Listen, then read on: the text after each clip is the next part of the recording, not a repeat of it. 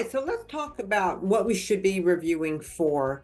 So a lot of folks will, a lot of reviewers will review for punctuation, pet peeves, grammar, that kind of thing. That's not what you should be spending your time on. When you're wasting your time on that kind of stuff, it truly is a huge, huge waste of time. As you know, there's AI out there, there's Grammarly, that kind of thing. If your company won't allow your folks to download that, then you can pay somebody almost nothing to edit for you, or to proofread for you, which is what we're talking about. So you should be looking at higher level kind of things like, for instance, does the document meet the intended reader's needs? Now, if you've done that deep dive into who your readers actually are, then you should know if the document meets those readers' needs. And that should be very obvious by the language that's used, how technical the language is, the word choice, terms that are used, the kind of information that's included.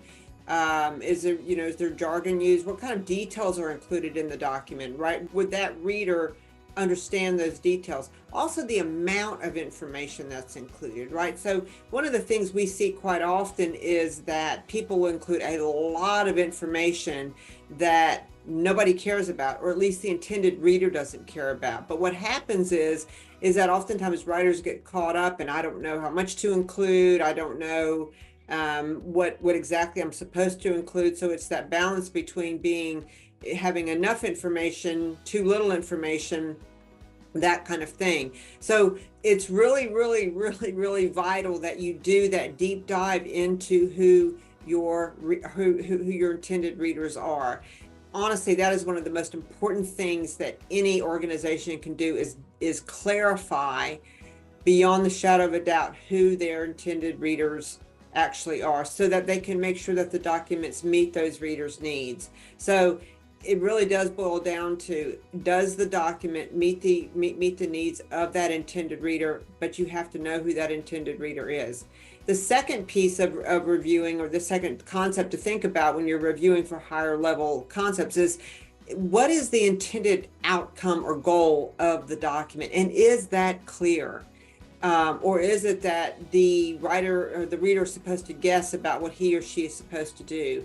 That outcome should be crystal clear. There should be no doubt about the intent of the document and the action that the reader is supposed to take. So those are two things that are incredibly important when you think about higher level concerns.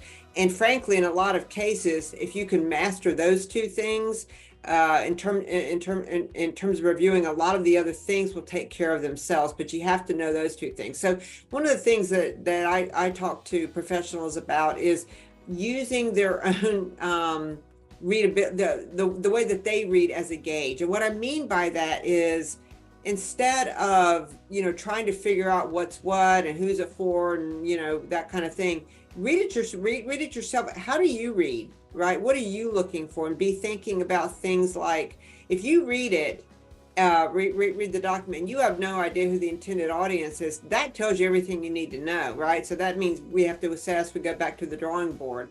Or if you read it and you're like, I don't really know what the purpose of this document is, that gives you a lot of information. My point here is that we tend to divorce our own reading from reviewing, like they're two very different things, and they're not. So you should use your instincts when you read, in terms of reviewing, right? What makes sense, what doesn't make sense, and with the idea of asking why doesn't it make sense? What is it that needs to be done differently so that it does make sense?